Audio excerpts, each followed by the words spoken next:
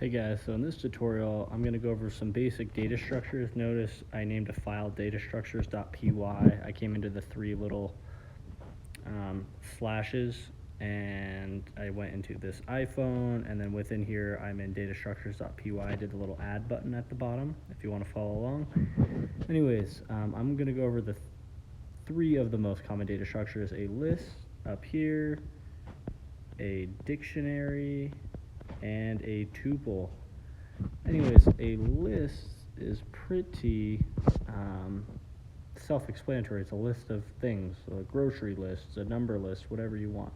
So when I come in here, I just have integers 1, 2, and 3, and then when I scroll down a little bit, I can print the entire list. I'm just going to print A because it's A.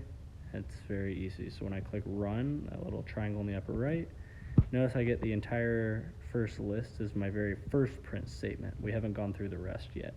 I'm going to clear it and I'm going to come back out.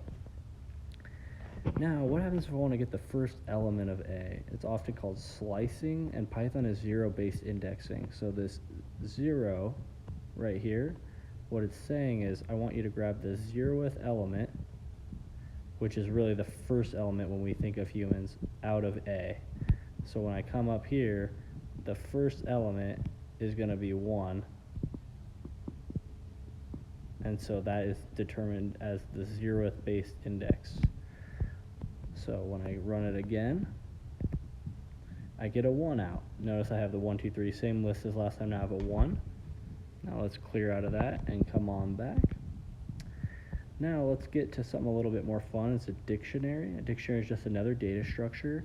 And in a dictionary, we have things called key-value pairs. So this is called a key, and this is the value of that key. And this is another key, and 2 is the value of that key. Notice I named this dictionary B. You can name it whatever you feel like.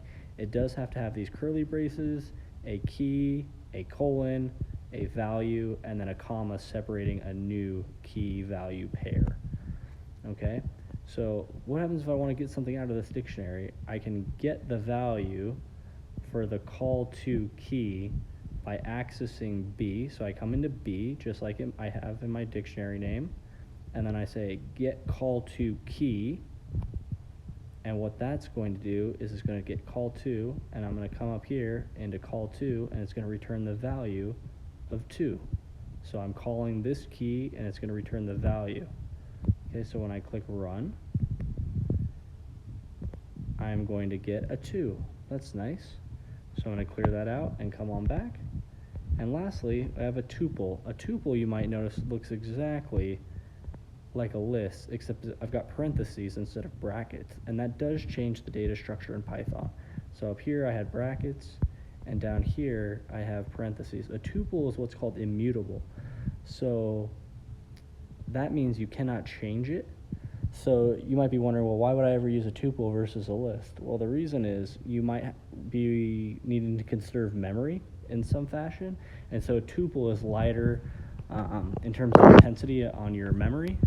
That doesn't happen often, especially with modern day computers, but if you're running a really intense computation, it could be very beneficial. And notice here in this print statement, I'm saying let's grab the first 2 elements. So I'm going to grab 1 and 2 right here, but not 3.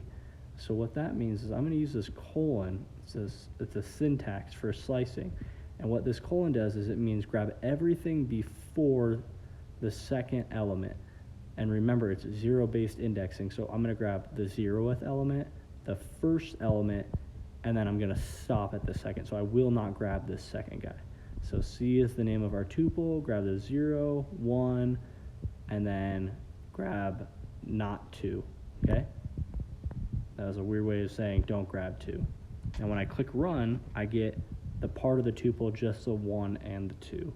So I hope that tutorial gave some basic insight into data structures. In the next tutorial, we'll go over things that are more fun, like functions.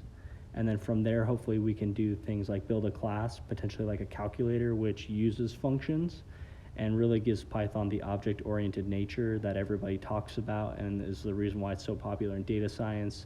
One, because it's very good at statistics, data science, machine learning, and because it's very powerful for software engineering as well. Let me know if you have any questions. Thanks. Have a great day.